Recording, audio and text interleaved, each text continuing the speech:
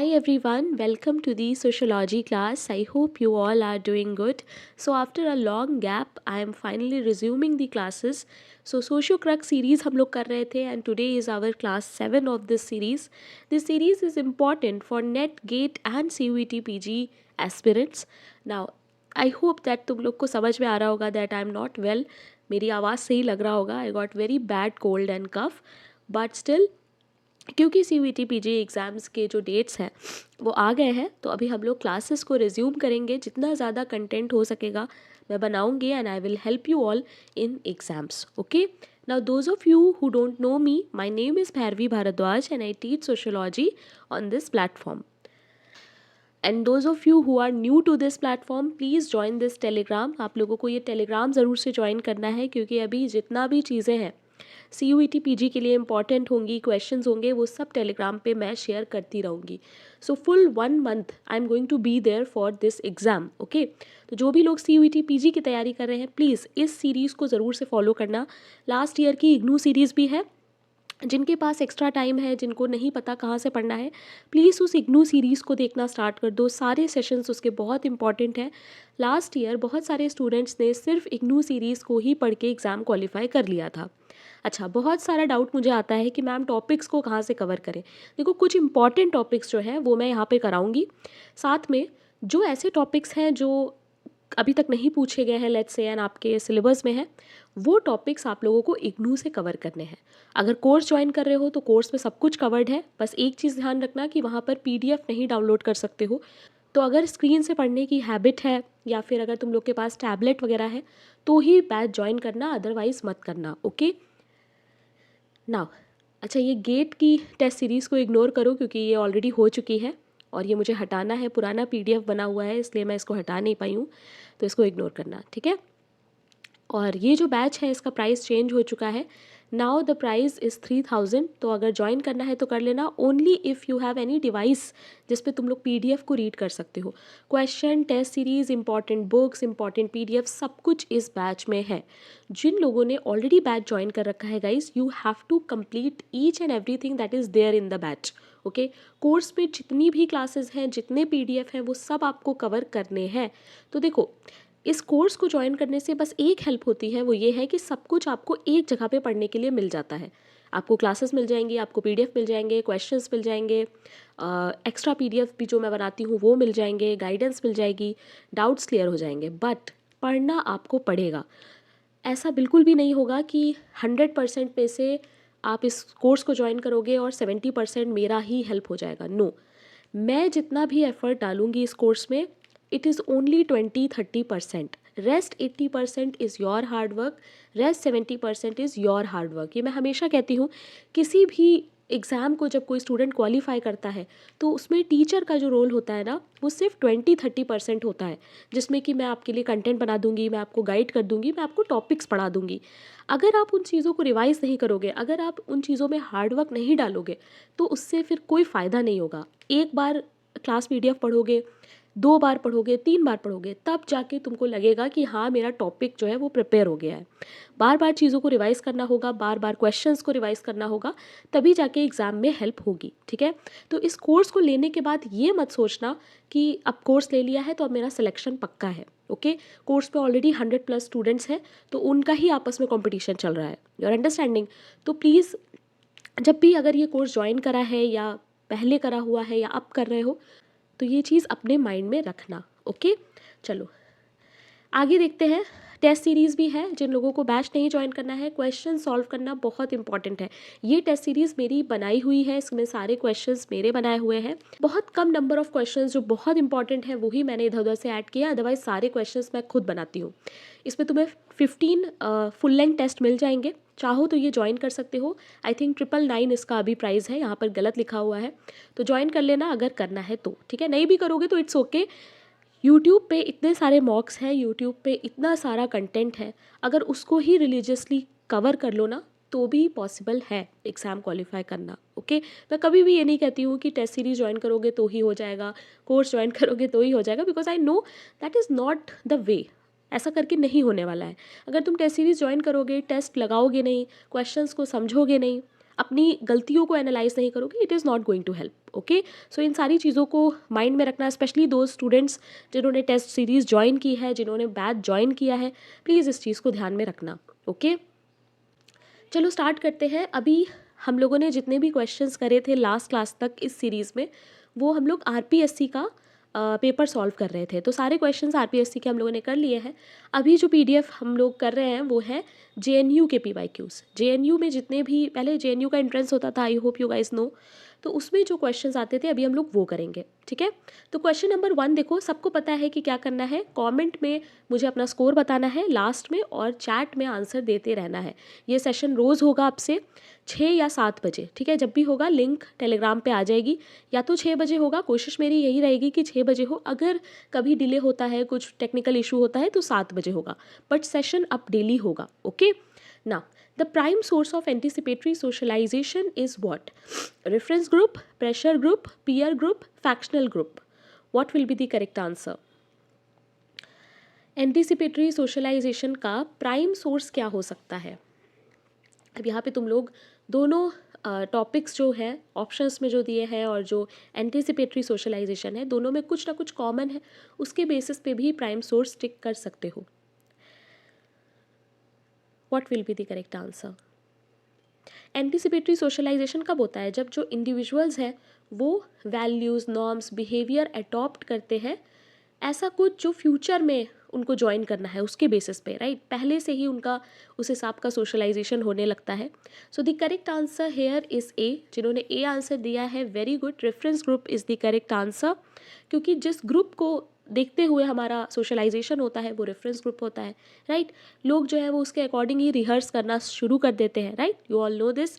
बहुत important topic है reference group भी और एंटिसिपेटरी सोशलाइजेशन भी। ओके, ना क्वेश्चन नंबर 2 देखो, which of the following feature is not applicable in the context of competition?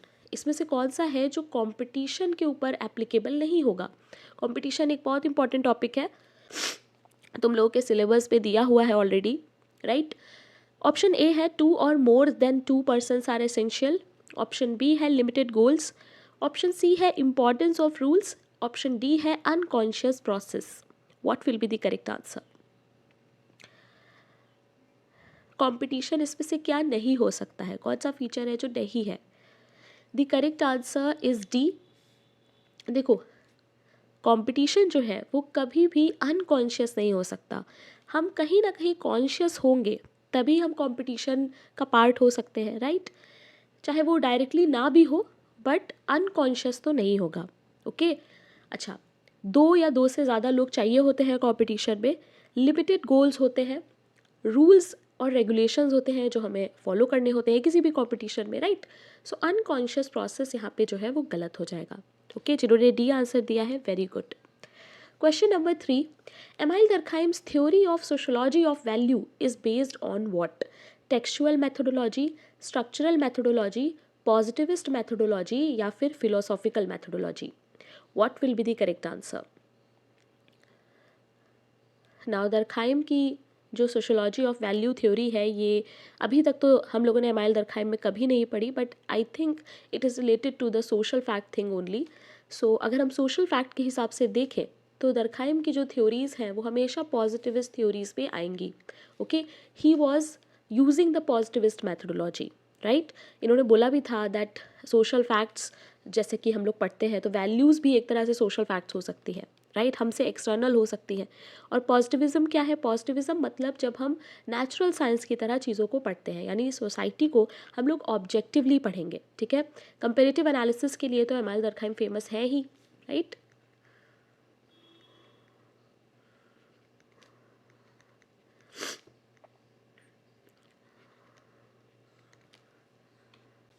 Now question number 4 देखो, who classified the families into consanguine and affinal? ये question I think किसी ने group में भी post किया था, मुझे जहाँ तक याद है। What will be the correct answer? Pritchard, mayor, Linton, या फिर जीपी मुर्डॉक? कॉन्जैंग्विन एंड एफिनल में किसने फैमिलीज को डिवाइड किया था? सब लोग मुझे चैट में आंसर देना, और मुझे ये भी बताओ कि कॉन्जैंग्विनल या एफिनल इसका मीनिंग क्या होता है? What will be the correct answer?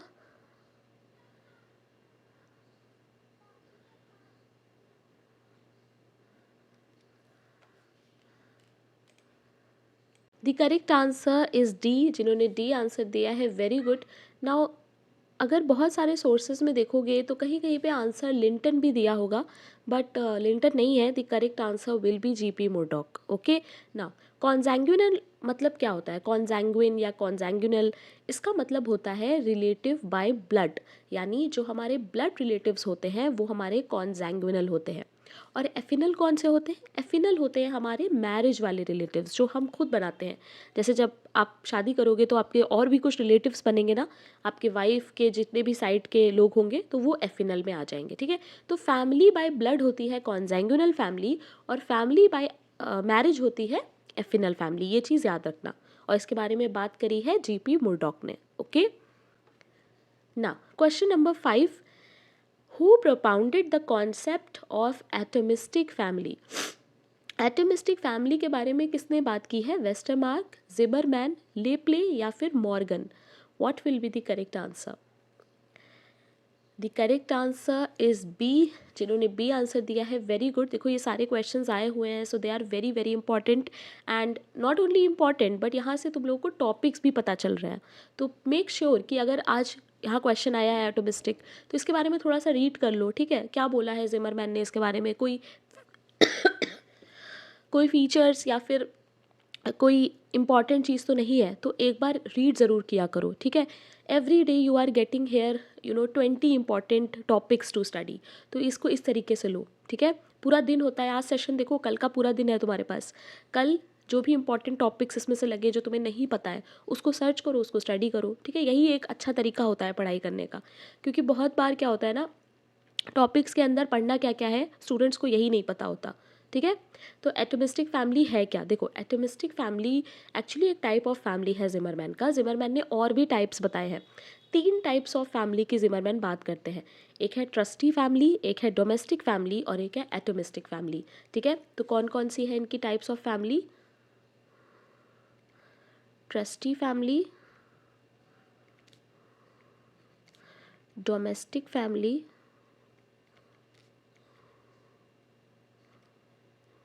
And last is atomistic, जो कि क्वेश्चन ही है। Okay, so in 3 types of family की इन्होंने बात करी है।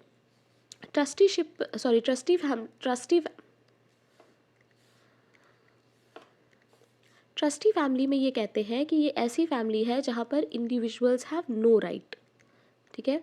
यहाँ पर जो इंडिविजुअल्स होते हैं उनके पास कोई राइट नहीं होता है।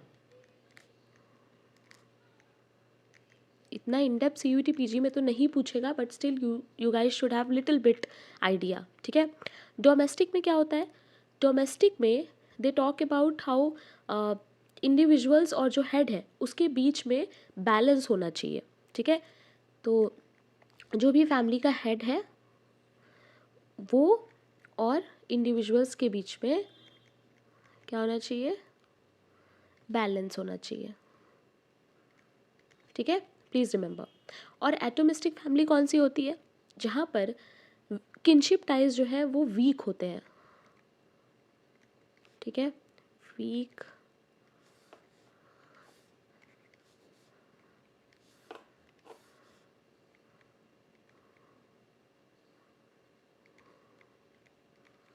किनशिप टाइज वीक होते हैं, साथ ही वी कैन से इंडिविजुअलिज्म बहुत ज़्यादा होता है, इंडिविजुअलिटी बहुत ज़्यादा होती है, ठीक है।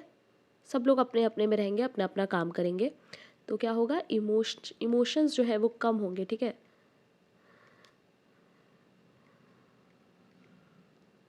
ठीक है, इमोशन जो है वो लूज़ रहेंगे।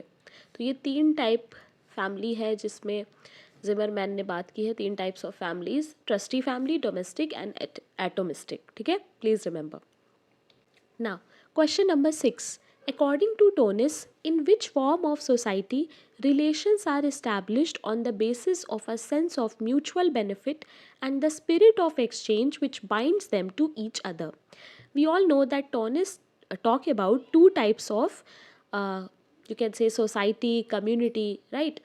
2 तरह के terms use किए हैं टोनिस ने for society and community. Okay, so यहाँ पर किस बारे में बात हो रही है? सबसे पहले तो you have to see that कि यहाँ पर किस चीज़ की बात हो रही है। देखो एक ऐसा टाइप ऑफ सोसाइटी जहाँ पर relations are established on the basis of sense of mutual benefit and spirit of exchange.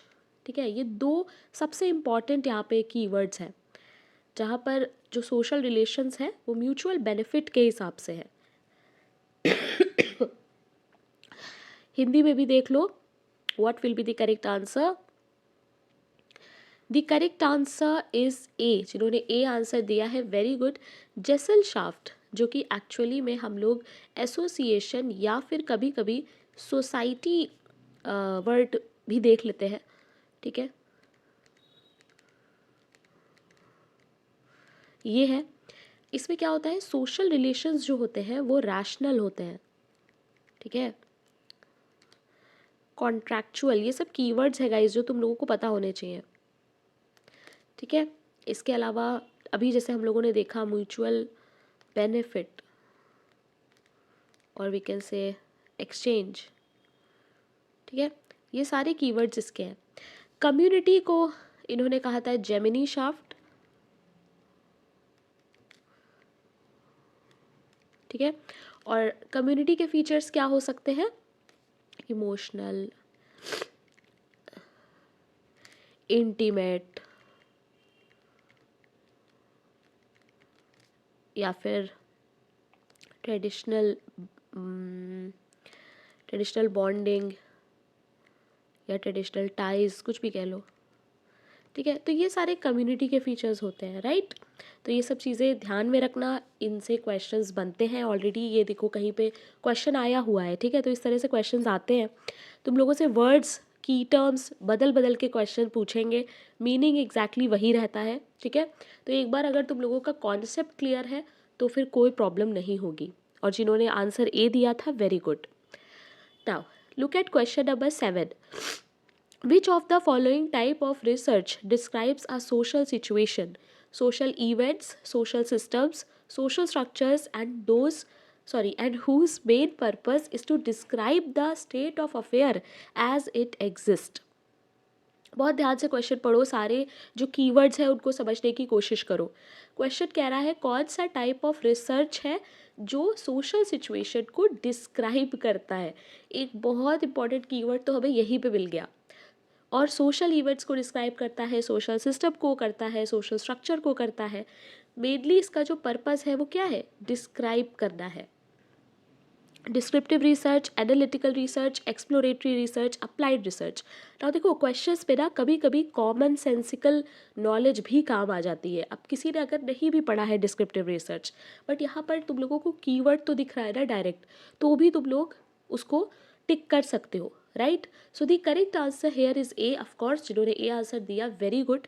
अब देखो डिस्क्रिप्टिव में क्या होता है कि यहाँ पर कोई भी हाइपोथेसिस की बात नहीं होगी, कुछ कॉजेज एक्सप्लेन करने की बात नहीं होगी, सिर्फ हमें डिस्क्राइब करना होगा चीज़ों को। या फिर अगर हम और इसको थोड़ा कॉम्प्लिकेट लैंग्वेज में बोले तो एक्यूरेट पोर्ट्रेल, ये भी एक कीवर्ड हो सकता है। ठीक है, पोर्ट्रेयल यानी जो चीज़ जैसी है हम वैसी ही दिखा रहे हैं। ठीक है, डिस्क्रिप्टिव रिसर्च हम कर रहे हैं। ठीक है, नाउ एनालिटिकल रिसर्च में क्या होता है, हम एग्जामिन करते हैं रिलेशनशिप एंड कॉजेज। ठीक है, तो अगर हम कॉजेज को एग्जामिन कर रहे हैं तो वो क्या हो जाएगा, एनालिटिकल, क्योंकि हम एनालाइज कर रहे हैं चीज़ों को, राइट। एक्सप्लोरेटरी में क्या होता है, एक्सप्लोरेटरी का एक बहुत इंपॉर्टेंट कीवर्ड है, दैट इज़ न्यू फिनोमेना। हम कुछ नया जानने की इसमें कोशिश कर रहे होते हैं। ठीक है, सो ये न्यू फिनोमेना कीवर्ड याद रखना, जब भी कुछ नया ढूंढने की बात हो रही होगी तो हमेशा एक्सप्लोरेटरी रिसर्च होगा। Okay, now next is applied research. So applied research में क्या होगा, अप्लाइड रिसर्च में हम प्रैक्टिकल प्रॉब्लम को सॉल्व करते हैं। ठीक है, या you can say practical solution लाते हैं किसी भी प्रॉब्लम का। Okay, please remember.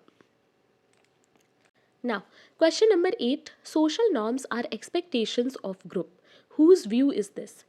जो सोशल नॉर्म्स हैं वो एक ग्रुप के एक्सपेक्टेशंस होते हैं, यानी जो भी आपका अप्रोप्रिएट बिहेवियर होगा उस ग्रुप में रहने का, जो कि मेंबर से एक्सपेक्ट किया जाता है, ये किसने कहा है? Kimball Young, J.R. Landis, Burton Wright या फिर A.W. ग्रीन? इंपॉर्टेंट कोटेशन है गाइस, प्लीज़ ऐड कर लेना। नॉर्म्स का टॉपिक ऑलरेडी CUET PG में है, राइट, और बाकी सारे एग्जाम्स के लिए भी इंपॉर्टेंट है। The correct answer here is A. Please remember it is a famous quotation of Kimball Young, ठीक है, एग्जाम में आ सकती है। Question number 9, who has given the following definition of social research? इसमें से किसने ये डेफिनेशन दी है? देखो, ये सारे डेफिनेशंस जो ऑलरेडी आए हुए हैं, इसको तुम लोगों को स्किप नहीं करना है, ठीक है। अच्छे से इसको कहीं पे नोट कर लो, कीवर्ड्स ऐड कर लो, क्योंकि एग्ज़ाम में हाई चांस होता है अगर तुमसे ये लोग नहीं पूछेंगे थिंकर ओरिएंटेड क्वेश्चन, तो फिर फिल इन द ब्लैंक्स की तरह पूछ सकते हैं इस तरह से कि what is a systematize investigation to gain new knowledge, इस तरह से भी क्वेश्चन पूछा जा सकता है, ठीक है। क्वेश्चन का जो भी कंटेंट है वो सेम रहने वाला है, बट तरीके उसके अलग अलग हो सकते हैं क्वेश्चन पूछने के, ठीक है। और ऑलरेडी जो क्वेश्चन आए हुए हैं, they are always important, as I always say. देखो, social research is a systematised investigation to gain new knowledge about social phenomena and problem. Social research में हम लोग एक सिस्टमेटाइज्ड इन्वेस्टिगेशन करते हैं, सिस्टमेटिकल स्टडी करते हैं, ताकि हम कोई न्यू नॉलेज को पता कर पाए। किसका कोटेशन है ये? Fisher, PV young, CA Moser या फिर Goode and Hatt? What will be the correct answer? The correct answer is C। Please remember it is CA Moser. CA मोजर की कोई भी अगर रिसर्च ओरिएंटेड बुक है तो उसका नाम मैं आप लोगों को बता देती हूँ।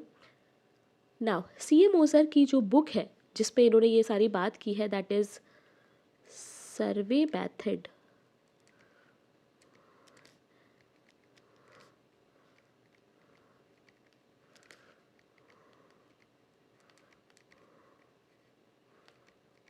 इन सोशल इन्वेस्टिगेशन। कब आई थी ये बुक? 1958 में, ओके। कभी कभी मैच द कॉलम में बुक भी पूछ लेते हैं, सो नोट कर लेना। क्वेश्चन नंबर 10 देखते हैं। Which among the following is not a structuralist? इसमें से कौन सा है जो स्ट्रक्चरलिस्ट नहीं है? ओके, बहुत ध्यान से पढ़ना। अच्छा, इसके अलावा एक क्वेश्चन और है जो इससे एसोसिएटेड है, वो भी मैं तुम लोग को बताती हूँ। कीवर्ड्स ही है। What will be the correct answer? सब लोग चैट में आई होप आंसर दे रहे होंगे। The correct answer is B. जिन्होंने बी आंसर दिया है, very good. So Malinowski is not a structuralist. Malinowski को हम लोग फंक्शनलिस्ट की कैटेगरी में रखते हैं और इनको हम लोग इंडिविजुअलिस्टिक फंक्शनलिस्ट अप्रोच में रखते हैं। ये नेट में आया हुआ है, जहाँ पर पूछा था कि इंडिविजुअलिस्टिक फंक्शनलिस्ट किस में है, या ऐसे कुछ कुछ तो क्वेश्चन आया था इससे रिलेटेड, मुझे याद है, ठीक है। सो ये फंक्शनलिस्ट है। प्लीज़ रिमेंबर, कल्चरल थ्योरीज और कल्चर के टॉपिक पे भी हम लोग मेलिनोस्की को पढ़ते हैं, क्योंकि इन्होंने बात की है कि कैसे जो कल्चरल प्रैक्टिसेस हैं वो हमारी इंडिविजुअल नीड्स को पूरा करती है, ठीक है। Now question number 11, the smallest unit of culture is what? Culture pattern, culture area, culture complex या फिर cultural trait? What will be the correct answer? Smallest unit of culture क्या होता है? The correct answer is D. जिन्होंने D answer दिया है, very good. Cultural traits जो होते हैं वो स्मॉलेस्ट यूनिट ऑफ कल्चर होते हैं, ठीक है। इसके बाद जो आता है वो है कल्चरल कॉम्प्लेक्स। तो कल्चरल ट्रेट्स कौन से होते हैं? सिंगल लर्नड बिहेवियर, ठीक है, प्लीज़ रिमेंबर। इसके बाद, और यही ट्रेड्स का जो क्लस्टर होता है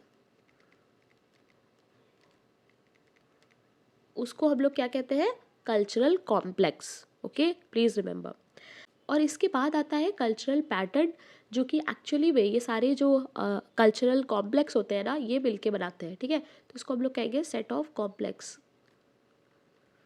ये सारे मिलके क्या बनाते हैं? Cultural pattern. और कल्चरल एरिया तो कुछ भी नहीं होता है, it is a geographical distribution. किसी एक जियोग्राफी जिसकी हम लोग कल्चर की स्टडी करेंगे वो हमारा कल्चरल एरिया हो जाएगा, ठीक है। सो ये सारे टर्म्स याद रखना guys, they are important. Now question number 12, who said post modern society is consumer society? किसने कहा था ये कि पोस्ट मॉडर्न सोसाइटी जो है वो एक कंज्यूमर सोसाइटी है। अच्छा, इस लाइन से आप लोगों को क्या समझ में आ रहा है ये भी मुझे चैट में बताना। What will be the correct answer? The correct answer is B. जिन्होंने बी आंसर दिया है, very good. It is a famous quote by Baudrillard. देखो, इनका कहना था कि जो पोस्ट मॉडर्न सोसाइटी है ना, वहाँ पर कंजम्पशन हमारी बेसिक नीड्स के अकॉर्डिंग नहीं होता है। वहाँ पर हमारा जो कंजम्पशन है वो होता है साइंस, सिम्बल्स, ये सब देख के, ठीक है। इसके अलावा Baudrillard also talks about hyper reality, right. So ये सारे कीवर्ड्स है guys that you should know कि Baudrillard talks about science value, ठीक है। इसके अलावा he talks about hyper reality. ये कहते हैं कि अब जो कंज्यूमरिज्म है या फिर कंजप्शन है चीज़ों का, वो हमारे बेसिक नीड्स के अकॉर्डिंग नहीं हो रहा है। वो किसके अकॉर्डिंग हो रहा है? हमारे सिम्बल्स, साइंस, ठीक है, इसके अकॉर्डिंग हमारा कंजम्पशन हो रहा है। फुको के बारे में तो तुम लोग जानते ही हो, मैंने फुको पे एक क्लास भी लिया था यूट्यूब पे, तो वो देख लेना अगर नहीं देखा है तो। कीवर्ड्स पता होने चाहिए तुम लोगों को। पावर है, नॉलेज है, और क्या हो सकता है? फुको का कीवर्ड डिसिप्लिन के बारे में बात की है इन्होंने, डिसिप्लिन और साथ में डिस्कोर्स। तो ऐसे थिंकर के बारे में तुम लोगों को कीवर्ड्स और उसके मतलब ये सब पता होना चाहिए, okay. Jameson is famous for his late capitalism topic, ठीक है। और डेरिडा के बारे में शायद मैंने एक क्लास ली हुई है, डीकंस्ट्रक्शन की बात ये करते हैं, ओके। सो ये सारे कीवर्ड्स है गाइस जो तुम लोगों को पता होने चाहिए।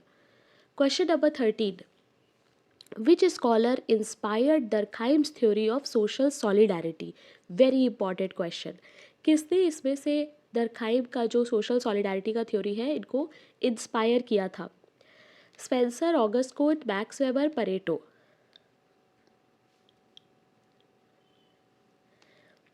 So I hope everyone is giving answer in the chat. The correct answer is B. Auguste Comte is correct answer. Auguste Comte ने इनको इंस्पायर किया था क्योंकि देखो, दरखाइम जो है वो ओपनली इस चीज़ को एक्नॉलेज करते हैं। वो बात करते हैं कि कैसे सोसाइटी जो है वो साथ में रहती है, कैसे social order, social cohesion maintain रहता है, ठीक है, डिस्पाइट इतने सारे चेंजेस होते रहते हैं। Auguste Comte also talks about it. He talks about social laws, कैसे स्टेबिलिटी जो है वो मॉरल कॉन्सेंसस पे डिपेंड रहती है, राइट। इसी को दरखाइम ने थोड़ा सा रिफ्रेम किया है। उन्होंने कलेक्टिव कॉन्साइंस, सोशल फैक्ट्स, ये सब यूज़ किया है। तो काफ़ी ज़्यादा ये जो इंस्पायर थे वो ऑगस्ट कोंत से थे। प्लीज़ रिमेंबर, एग्जाम पे ये क्वेश्चन आ सकता है, ओके।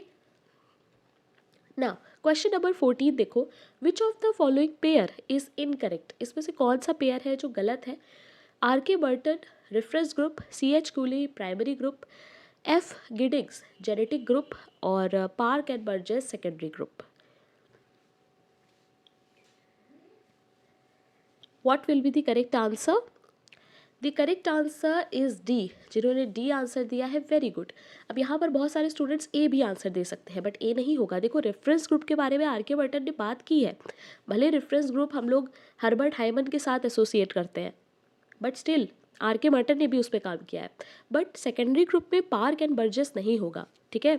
सेकेंडरी ग्रुप के बारे में बात किसने करी है? सेकेंडरी ग्रुप के बारे में बात की है सी एच कूली ने, ठीक है। तो ये गलत हो जाएगा। Now your homework is to tell me in the comment section कि पार्क एंड बर्जेस की कौन सी फेमस बुक है या किन टॉपिक्स पे इन लोगों ने बात की है, ठीक है। कमेंट में मुझे बताना। Now question number 15, which of the following is not a type of interview? इसमें से कौन सा टाइप है जो इंटरव्यू में नहीं आता है? इनफॉर्मल, ओपन, फॉर्मल, या फिर imaginative? What will be the correct answer? The correct answer is D guys. Please remember it is imaginative. Okay, imaginative करके कोई भी इंटरव्यू नहीं होता है। इनफॉर्मल इंटरव्यू का मतलब होता है जैसे कि हम लोग एथनोग्राफी करते हैं, जो कि वी कैन से फ्लेक्सिबल हो सकता है। ओपन इंटरव्यू कौन सा होता है? जो अनस्ट्रक्चर्ड होता है, जहाँ पर हमारा पहले से कोई स्ट्रक्चर मेंटेन नहीं होगा। फॉर्मल जो है वो हाईली स्ट्रक्चर्ड होता है, हम पहले से ही कुछ क्वेश्चंस बनाते हैं, हमारे स्टैंडर्डाइज्ड क्वेश्चंस होते हैं, ठीक है, तो वो हो जाता है formal interview. And these are very important topics guys, exam में यहाँ से क्वेश्चंस आते हैं। Okay, now question number 16, society is real deity, ये किसका स्टेटमेंट है? Auguste Comte, George Simmel, Emile Durkheim या फिर मैक्स वेबर? किसने ये बोला है दैट सोसाइटी एक रियल डाइटी है?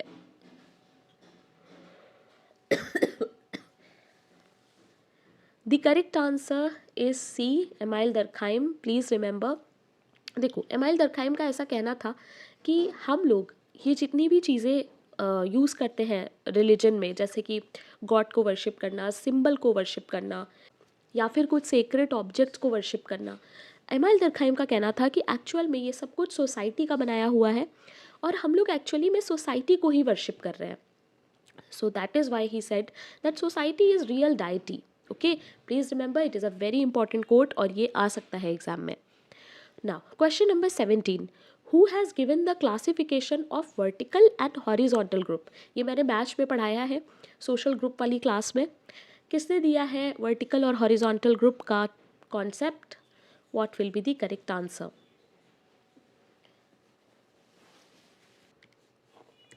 The correct answer is a, जिन्होंने ए आंसर दिया है, very good. So actually it is Miller and Sorokin, ठीक है। एग्ज़ाम में अगर मिलर नहीं आता है, सिर्फ सोरोकिन आता है, तो भी गलत मत करना, ओके। एग्ज़ाम में याद रखना ये चीज़। Question number 18, according to Marx what change inevitably leads to a change in forces of production and the relations of production? Mode of production, technique of production, knowledge of production, workers engaged in production? What will be the correct answer? Marx के according change जो है inevitably leads to a change in force of production, यानी जो changes है वो force of production और relation of production में भी आएगा, क्या चेंज करने पे? So what will be the correct answer? The correct answer is A. देखो, he talks about mode of production, और मोड ऑफ प्रोडक्शन में ही तो आते हैं हमारे ये दोनों, फोर्सेस ऑफ प्रोडक्शन और हमारा relation of production, right. Forces of production में हमारा आ जाता है labour, tools, technology,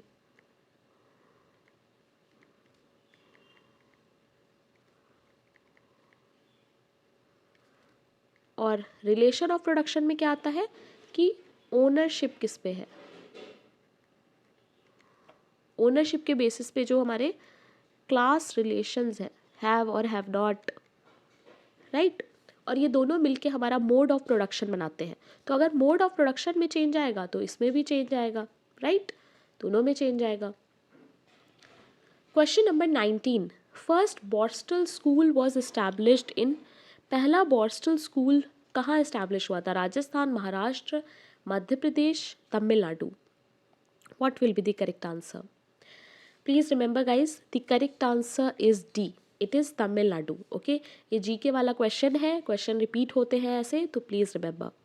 question number 20, who has classified relational and non relational roles?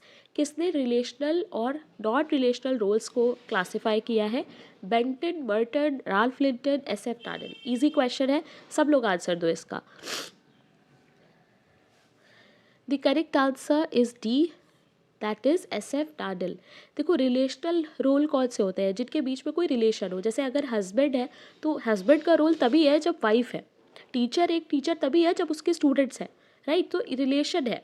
Non relation कौन से होते हैं? जैसे जज है, वॉचमैन है, प्रीस्ट है ना, जहाँ पर कोई रिलेशन नहीं है, आपका एक सिंगल रोल हो सकता है, ठीक है, किसी और रिलेशन में नहीं होगा।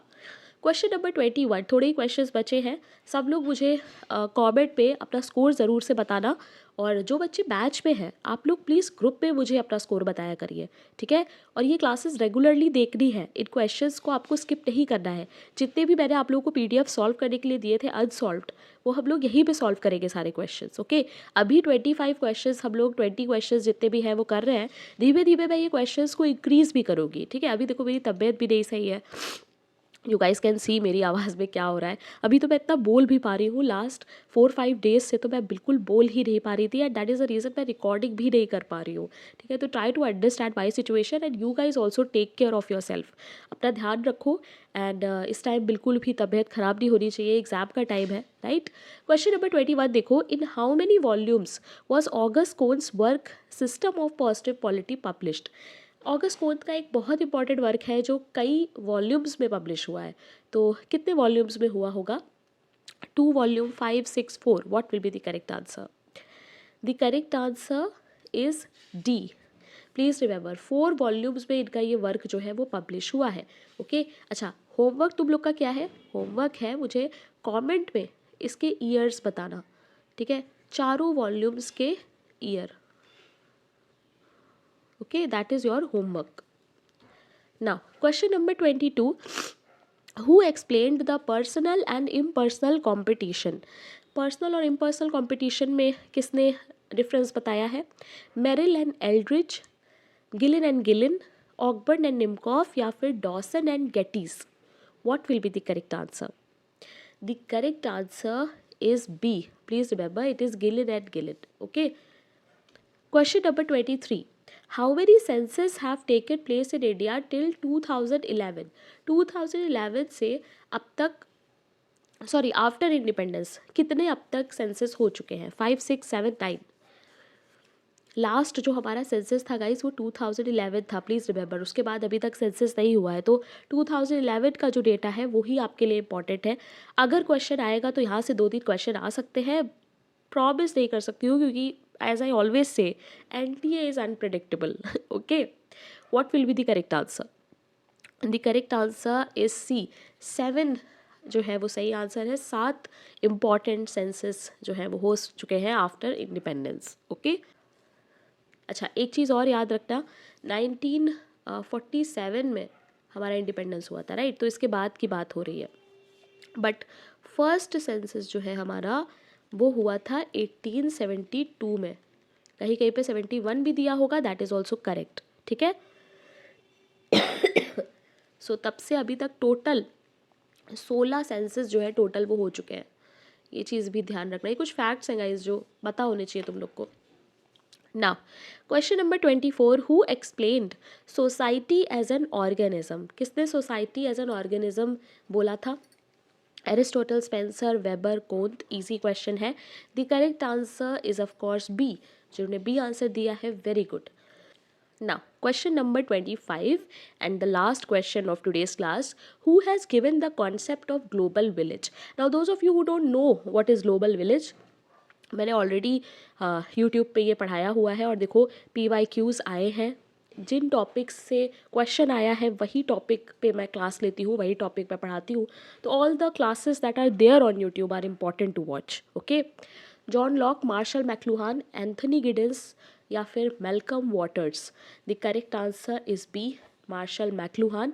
Now your homework will be, इसकी जो क्लास है जो मैंने इसको 5 मिनट सीरीज़ में आई थिंक पढ़ाया था, ये टॉपिक, उसको मैं पिन कर दूंगी कमेंट सेक्शन में, तो वो ज़रूर से देखना। ठीक है, और उसके बाद मुझे बताना कि किस बुक में ही talked about this topic global village, किस बुक में इन्होंने ग्लोबल विलेज की बात की है। Okay, and don't forget to tell me your score in the comment. Out of 25 तुम लोग के कितने मार्क्स आए हैं कॉमेंट में ज़रूर से बताना, क्योंकि तुम लोग अगर रेगुलर रहोगे तभी मैम को भी काम करने में मज़ा आएगा। ठीक है, and if you are new to the channel तो सब्सक्राइब कर लेना। If you are preparing for any sociology exam तो प्लीज़ ज्वाइन कर लेना, और प्लेलिस्ट में जाके देख सकते हो, बहुत सारी चीज़ें हैं। अच्छा, ये वाली जो प्लेलिस्ट है ना, इसको भी मैं स्टार्ट करने वाली हूँ अब। कोशिश करूँगी मैं कि ज़्यादा से ज़्यादा अब यूट्यूब पे एक्टिव रहूँ, क्योंकि मैंने ये चीज़ लास्ट ईयर के एग्ज़ाम में देखी थी। बहुत सारे क्वेश्चंस ऐसे थे जो इसने CUET PG में NTA ने नेट से ले लिए,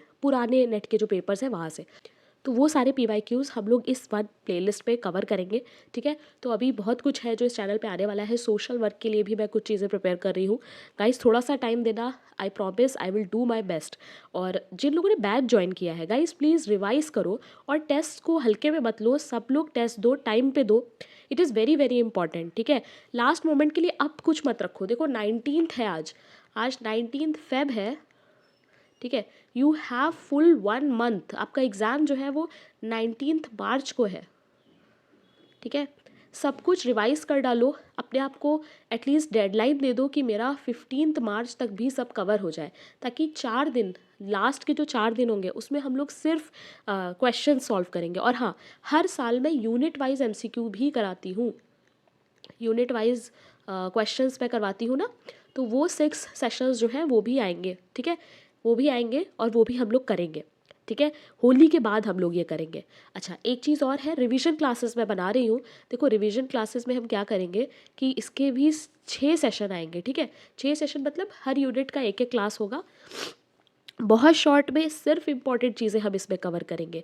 रिवीजन क्लासेस का मतलब ये नहीं है कि पूरा जो कोर्स मैंने इतना इन डेप्थ पढ़ाया है उसको मैं फिर से रिपीट कर दूंगी, उससे कोई फ़ायदा नहीं होगा। वो तो आपको अच्छे से करना ही है, साथ में जो इम्पॉर्टेंट टॉपिक्स हैं जो बहुत शॉर्ट में हम पढ़ सकते हैं वो मैं यहाँ पे कर दूंगी, ताकि, और ये लास्ट डेज पे ही काम आता है गाइज। लास्ट डेज मतलब जब लास्ट का 1 वीक बचा होगा ना, तब ये चीज़ करनी होती है। अभी शुरू में ही रिवीजन कर लोगे तो बाद में क्या करोगे? ओके, तो बहुत सारे स्टूडेंट्स हैं जिनको ये चीज़ हो रही है कि मैम रिवीजन करवाइए, रिवीजन करवाइए। रिवीजन करवाने में वही सब आएगा गाइज जो ऑलरेडी कोर्स में है। देखो, कोर्स मेरा बहुत कॉम्प्रिहेंसिव है, जिन लोगों ने बैच ज्वाइन किया है दे ऑल नो दैट वो कितना ज़्यादा कॉम्प्रिहेंसिव है, राइट। अब उतना ज़्यादा कॉम्प्रिहेंसिव को मैं कितना शॉर्ट करके रिवाइज करवा दूँ, नहीं पॉसिबल है। अगस्त कोंत को मैंने 1 घंटे में उसमें लगा के पढ़ाया है ना, और वो सारी चीज़ें उसमें ही पढ़ोगे। अगर उसको ही मैं रिवाइज करवा के यूट्यूब पे कर दूंगी तो what is the point of you joining the course. अगर आप ये सोच रहे हो कि मैं सिर्फ रिवीजन क्लासेस पे रिलाई कर जाऊंगा, you will not get the marks that you want. JNU में जाने के लिए you need 260+, you need 250+, right. और जो भी एग्ज़ाम का पैटर्न होगा, एग्ज़ाम का लेवल होगा, उस पर भी डिपेंड करता है। बट स्टिल ये चीज़ मत रखो कि दिमाग में कि रिवीजन क्लासेस पे ही करेंगे सब। अपने एंड से बाकी चीज़ें बार बार रिवाइज करते रहो। रिवीजन क्लासेस तो हम लोग करेंगे ही। रिवीजन क्लासेस लास्ट के 2 हफ्ते पहले आएंगी, यानी होली के बाद रिवीजन क्लासेस हम लोग करेंगे। पीडीएफ मैं बना रही हूँ शॉर्ट में, उसमें मैं हर चीज़ इंक्लूड कर रही हूँ जो तुम्हारे एग्जाम के लिए इंपॉर्टेंट है। It looks easy, it's not easy. बहुत सारे स्टूडेंट्स को ऐसा लगता है that it is a very easy job, but it's not. बहुत सारी चीज़ें मुझे रेफ़र करके, क्वेश्चंस देख के, तब वो इंपॉर्टेंट पीडीएफ मैं बनाती हूँ। तो प्लीज़ टाइम वेस्ट मत करो ये सोच के कि रिवीजन क्लासेस हो, रिवीजन क्लासेस हो। बहुत सारे ऐसे स्टूडेंट्स हैं, मैं देख रही हूँ, you guys are not even attempting the paper. बहुत सारे ऐसे स्टूडेंट्स हैं जो टेस्ट सीरीज़ चल रही है, टेस्ट हो रहे हैं, बट कोई टेस्ट नहीं दे रहा है, सब बात के लिए छोड़ रहे हैं। एंड आई कैन गारंटी, अगर आप टाइम पे टेस्ट भी नहीं दे पा रहे हो ना, you are showing the level of the preparation that you are doing. आप किस लेवल की प्रिपरेशन कर रहे हो वो मुझे दिख रहा है। ओके, सो प्लीज़ ये चीज़ मत करो। टाइम पे टेस्ट दो, टेस्ट को पढ़ो, पढ़ो, क्वेश्चंस डिस्कस करो, उस टॉपिक को रिवाइज करो। That is the way you prepare. इसी तरीके से सब पढ़ते हैं, इसी तरीके से पढ़ना भी चाहिए। ओके, अच्छा, जिन बच्चों ने कोर्स नहीं ज्वाइन किया है, सेल्फ स्टडी कर रहे हैं, आप लोग इग्नू सीरीज़ ज़रूर देखिए। इग्नू सीरीज़ लास्ट ईयर मैंने करवाई थी, उसमें क्वेश्चंस हैं, बहुत सही क्वेश्चंस हैं, वो करो। 2 सेशंस उसके बचे थे, अभी शायद 28 पे मैंने रोक दिया था। 30 सेशंस करने थे, तो 2 सेशंस बचे हैं इसमें। देखो 28 लेसन्स दिख रहा है शायद, है ना। तो इसमें जो 2 सेशंस है ना, वो मैं मेगा सेशंस लूँगी, यानी कि मैं उसमें सीयूईटी पीजी के लिए ही इग्नू के कुछ 50-60 क्वेश्चंस का एक सेशंस बनाऊंगी, और वो हम लोग इसमें करेंगे, ठीक है। तो काफ़ी कुछ होगा, और मैं पहले से ही टेलीग्राम पे ही बता पाऊँगी कब कौन सी क्लास होगी, ठीक है। तो ये चीज़ प्लीज़ टेलीग्राम ज़रूर ज्वाइन करना, इसी पे पता चलेगा कि कब कौन सी क्लास है। ये मेरा पर्सनल टेलीग्राम है, कोई भी डाउट है, प्रॉब्लम है, तुम लोग मुझसे यहाँ पे कांटेक्ट कर सकते हो। ओके, एंड ये ऐप है जो कि तुम लोग डाउनलोड कर सकते हो। कल मिलते हैं, कल भी हम लोग 25 क्वेश्चंस ही करेंगे, और मुझे स्कोर ज़रूर बताना कमेंट में कि कितना आया है। Thank you very much guys, keep learning.